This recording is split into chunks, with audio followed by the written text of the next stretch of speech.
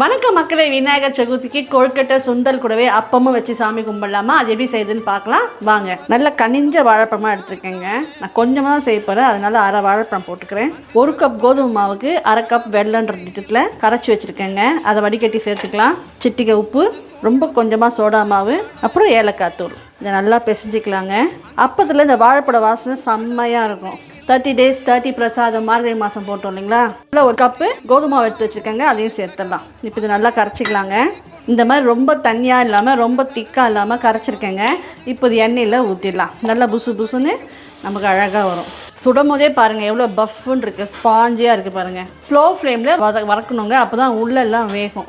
கோதுமை மாவு போட்டிருக்கிறதுனால நமக்கு டார்க் ப்ரௌனாக வந்திருக்கு. நீங்கள் மைதா மாவு போட்டு கூட இதை செய்யலாம். குண்டு குண்டு புசு புசுன்னு கோதுமை மாவு அப்போ ரெடிங்க. விநாயகர் சதுர்த்திக்கு செய்தி வச்சுட்டு சாமி கும்பிட்டு பாருங்கள். எப்படி வந்து கமெண்ட்டில் சொல்லுங்கள். தேங்க்ஸ் ஃபார் வாட்சிங். பாய்.